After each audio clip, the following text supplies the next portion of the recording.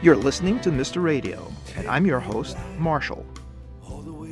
Andy and the Rattlesnakes was dubbed one of the great lost eclectic underground rock and roll bands by the LA Weekly, and the band is still making some of the greatest music of their careers, combining their classical sound with the musical influences they have absorbed over the past 3 decades.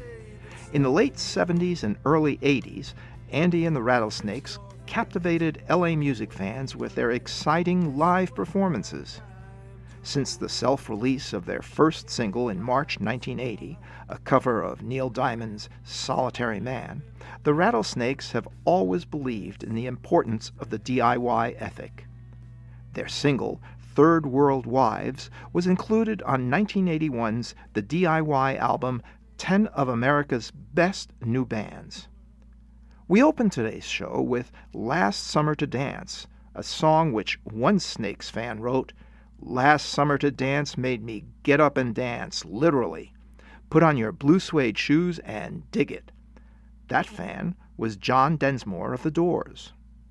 It is my honor and pleasure to introduce today's guest, Andy and the Rattlesnakes' very own Andy Krikun. Welcome to our show, Andy. Thank you for having me, Marshall. It's good to be here. Well, good to have you here. I read about the DIY album. What exactly is a DIY album? Well, there was a DIY album and there was a DIY movement that continues today that I think had its roots back there, probably earlier than the 1970s, but really came to the forefront in the mid-70s with independent record labels and DIY for do-it-yourself, and not just independent record labels, but musicians, artists, bands releasing their own records, being in control of their own art and its distribution.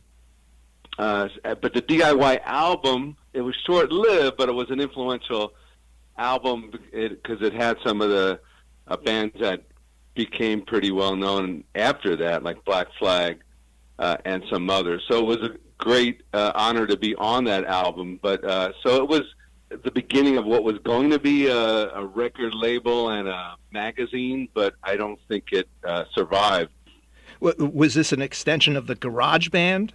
Yes and no. I mean, garage bands were an interesting development, which was kind of a suburban movement in the 60s, because you need a garage, right, to start to have a garage band. We came up thinking the Golden Fleece was being signed by a major record label, and we had a taste of that. It also applied to hip-hop or to dance music. It was about people creating their own scenes, and then maybe, which happened a lot with indie rock and hip-hop, bigger independent record labels and radio and major labels even kind of taking them on and trying to break them worldwide. In a PR blurb that you had a reunion concert at Trip. The Santa Monica Mirror wrote that Andy and the Rattlesnakes were one of the first Los Angeles bands to break out of the 80s new wave punk mold into a reinvention of American roots and world music, sharing bills with artists that included Dwight Yoakam, Lucinda Williams, The Pop, The Sheiks of Shakes, John Hyatt, the Exuma, and playing charged-up shows at Café de Grand, the Starwood, the Whiskey, Blackie's, Madame Wong's, and the ON Club. These were definitely eclectic artists to share a bill with. And how in turn did their eclectic audiences react to your band? Well, I think one thing that defined us, and I think still does, and all the band members have gone on to do many different projects in many different genres, is we didn't consider ourselves one genre of music. And I think whether it was the journalists or the labels or radio, threw out this new wave label that kind of was an umbrella to cover. It was after punk, so it was New York bands like Talking Heads and Blondie, and just Elvis Costello in England, and Graham Parker in England. So there was not really a sound to new wave. I think one thing that maybe defined new wave was just not being able to fit into one particular genre. So I think one thing that made us unique, and for me, I really sought out musicians that wouldn't normally be in a band together, and would bring their influences in. The guitar player was in a country band before the Rattlesnakes, and the keyboard player was more of a funk R&B person, and the sax player came from free jazz and avant-garde jazz and Frank Zappa, and the bass player was a solid 1960s rock and roll bass player, and the drummers really brought a lot of the world beat aspect to it, because we mixed in reggae and ska and salsa and different rhythms that I think the drummers were key, and the percussionists, Mike Tempo, all of those influences. I think we absorbed them, and so there was a Rattlesnake sound, but it could be country, it could be R&B, it could be soul, it could be reggae. Because of that, we were able to kind of share bills with very eclectic artists, from John Hyatt to Black Flag. So I think that's an interesting take, and I think that's one of the defining characteristics of the band is all just bringing together all these eclectic musical influences, which also didn't bode well for record deals and and industry attention. We got some attention for a song here and there, but they want one. What is your sound? And that's really what they were looking for at the time. So I guess that explains for me the difference between the opening tune that we started with, Last Summer to Dance, and you had a 1980 cover of Neil Diamond's Solitary Man, and that received national airplay and was chosen by L.A. Weekly's Bill Bentley as Single of the Month, threatening to drag folk rock out of the closet. I'd like our listeners to hear Solitary Man, but first, can you tell us a bit about this track? The song has been covered many times after this, but I believe our version, predates all the other more well-known versions, except for Neil Diamond's, of course. And one of the things we like to do is we were the house band at this club called the Tourist Tavern in Venice, and we would have to do 3 sets a night, from 9 to 1 or 2. We really loved the idea of taking a known song and changing the genre and mixing it up. So I know Bill Bentley mentioned folk rock, but there's also a punk attitude and energy, which didn't really jive with what people thought about Neil Diamond at the time. But I loved the song. I was a Neil Diamond fan, and we did our own take on it. Well, why don't we take a listen to Solitary Man?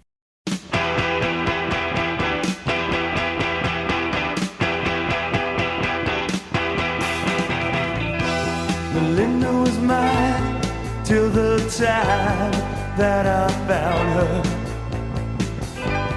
holding Jim and loving him.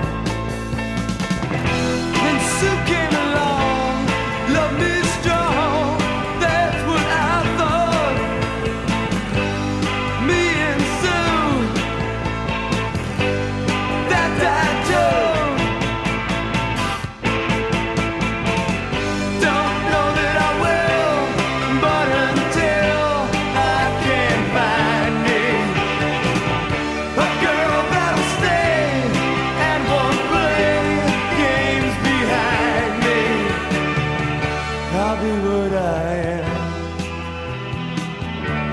Solitary man,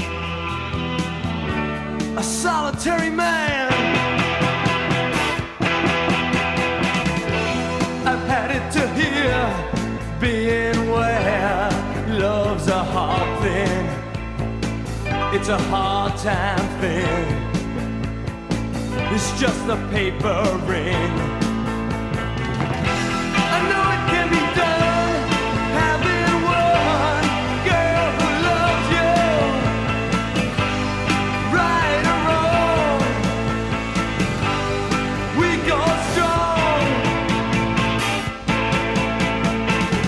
Don't know that I will, but until I can find me a girl that'll stay and won't play games behind me, I'll be what I am, a solitary man, a solitary man.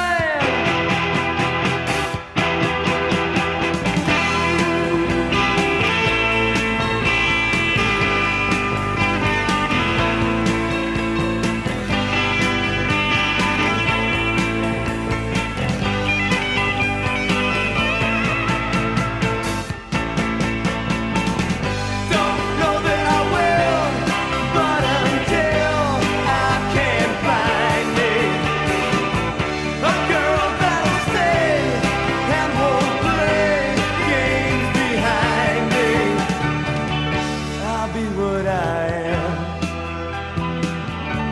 a solitary man, a solitary man, a solitary man, a solitary man, solitary man, a solitary man, a solitary man, life is a solitary man.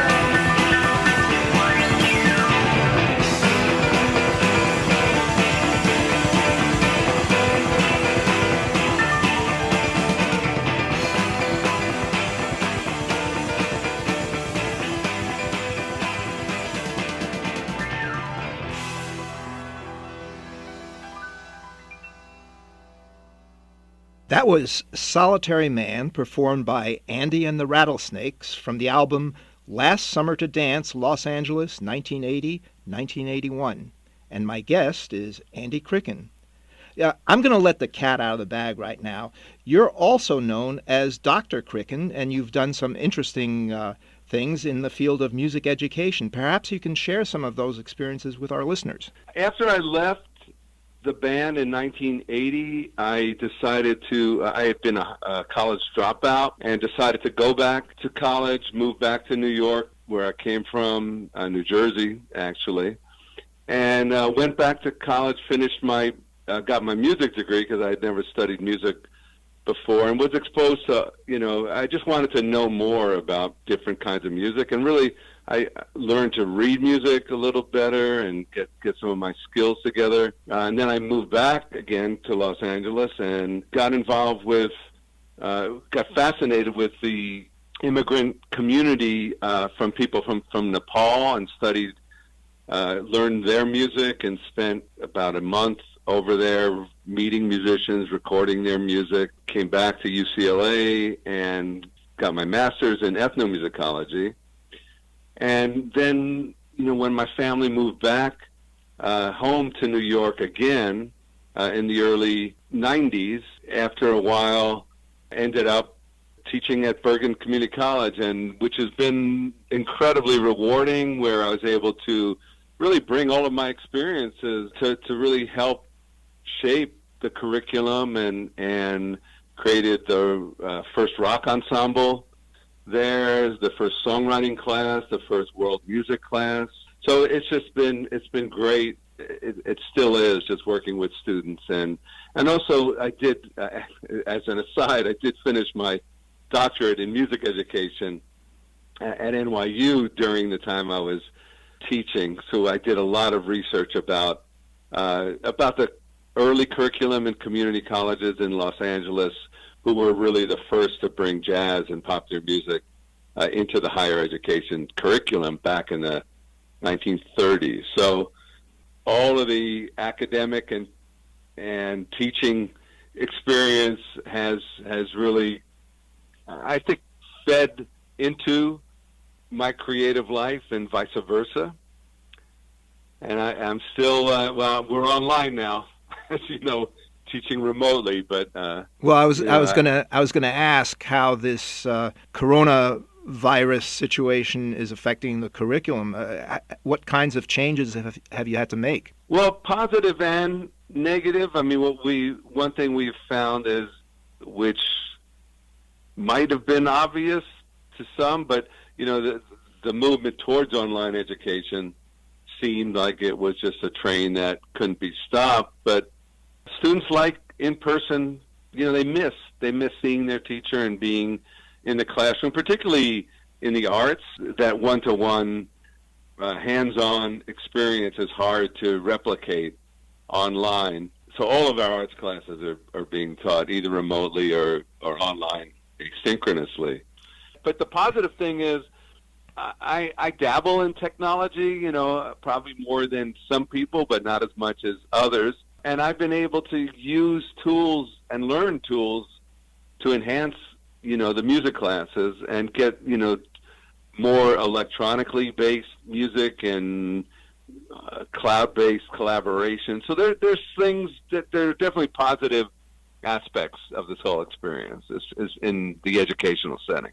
Now, you've created some jazz groups at college, correct? Yeah, well, when I came on, I was kind of there were just a couple of us, and one thing about community, again, as you know well, as for community college teachers, you're expected to be a jack of all trades and teach music 101, and I took over the jazz ensemble. I took over the music business curriculum, which was even though I was actively in that business years before, I didn't know all the ins and outs, and I had to kind of try to do that as we went along. So yeah, it's been an interesting ride there from the beginning, and we're still hoping to expand after we get through this pandemic and get back to the classroom, because I think we offer a very unique field of study, which we really embrace all musical genres and try to really look at students from whatever background they're coming from and see what we could do to enhance their education and life experience. Well, let me go back from Doctor to Rattlesnakes, and I just wanted to ask about your song Patience. It was recorded for Rocket Records, which was Elton John's boutique label, and it was featured on the USA Network's New Wave Theater. I'd like to play that track, and perhaps you could introduce it for us. Sure, that was a key, and it still is. That's kind of, every Solitary Man did quite well and, received radio play and was on the jukeboxes and kind of put us on the map. But Patience was an original song that I had written that still is, I think, our signature tune, which was really combining our musical influences with my growing awareness of the political situation, which the band was also a part of. My bandmates, Paul Lax, Morley Bartnoff, Rob Hasek, Jeff Holley, we were all very interested in what was going on in the world, whether it was Central America or any of it was kind of the beginning of the Reagan era. And we really took a lot of inspiration from what was happening in England with the Clash and, a lot of the reggae artists and what was called two-tone bands like UB40 and the Specials and Selector. So it's a long-winded introduction, but I think that sort of formed the Rattlesnake sound. Before that we were trying different things out, and I think that's, I believe, where it all came together, and everything kind of stemmed from that. Well, yeah. Let's take a listen to Patience.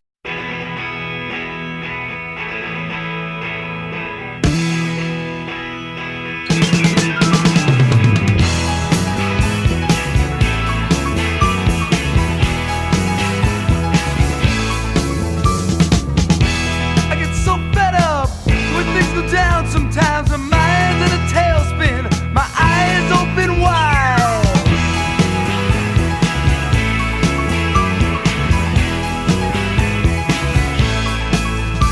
I end up with my head in my hand, so afraid no one will ever understand.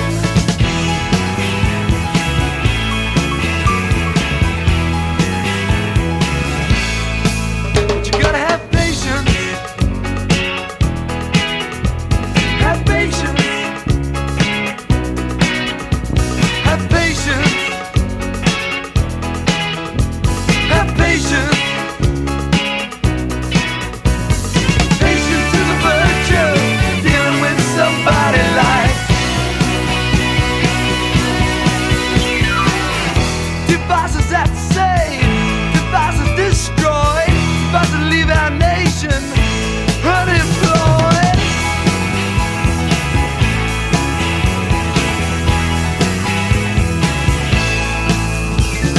Write it off the human error.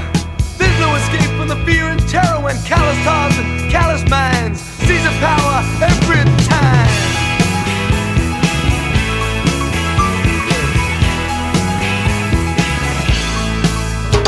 Have patience. Have patience. Have patience. Have patience. Patience is a virtue, dealing with somebody like.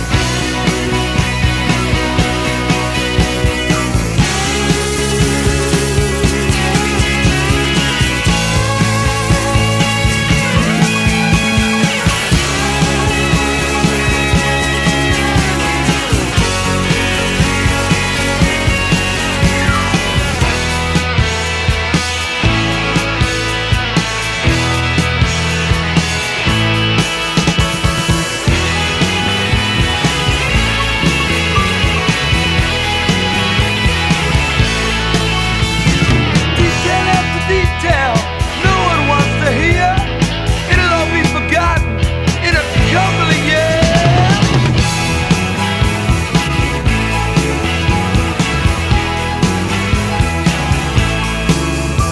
When headlines become bylines, bylines become headlines, we all walk a fine line, ignore the danger signs. Yeah, yeah. But you gotta have patience.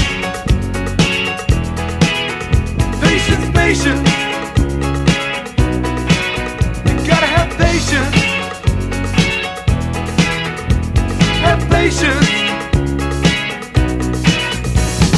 Patience is a virtue, dealing with somebody like. Patience is a virtue, dealing with somebody like. Patience is a virtue, dealing with somebody like.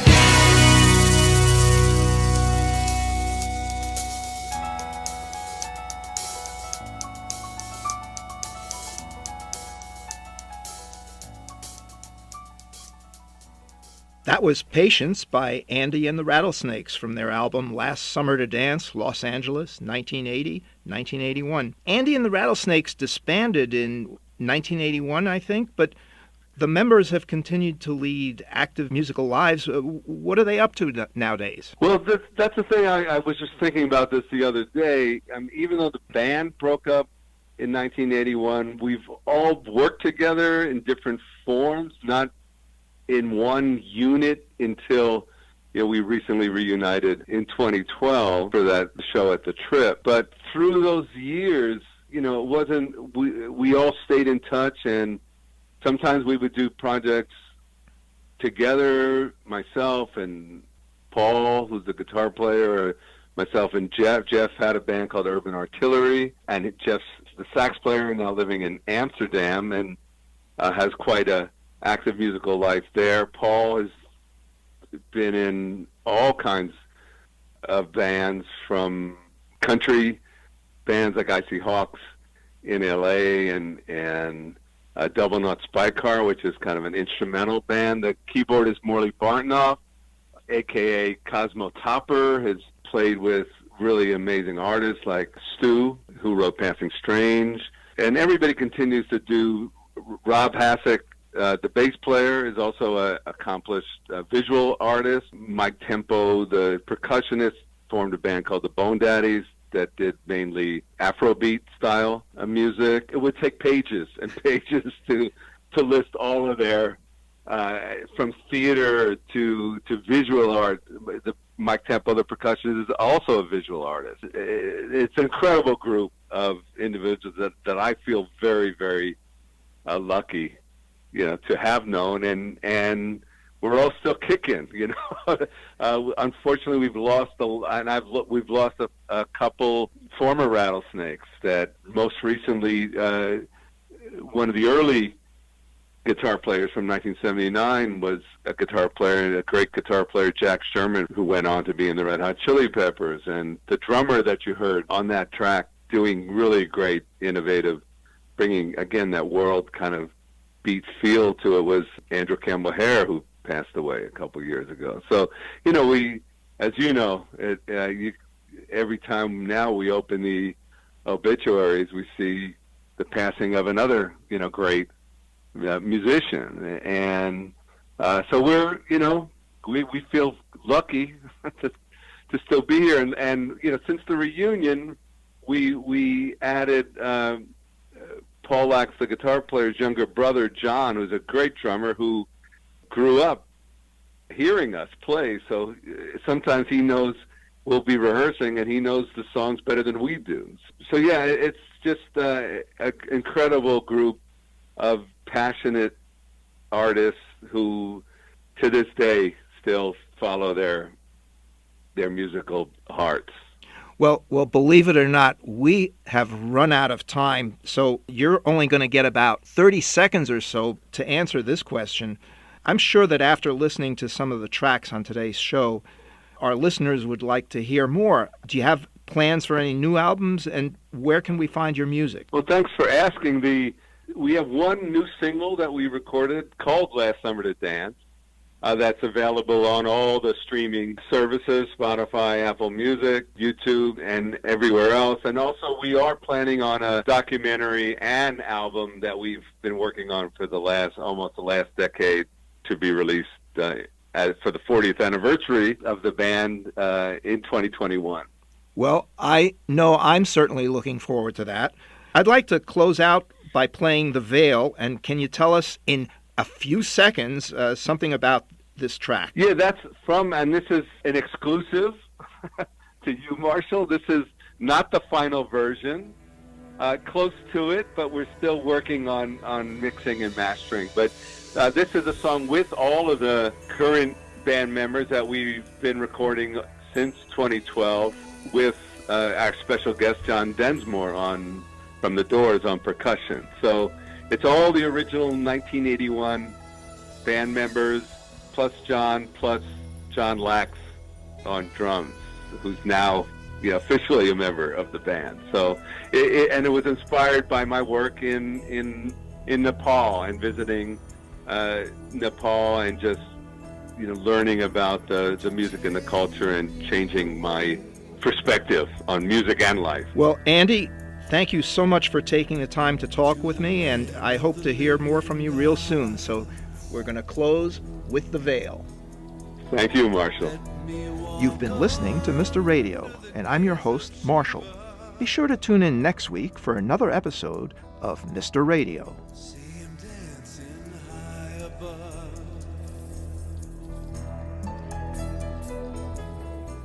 Look at me.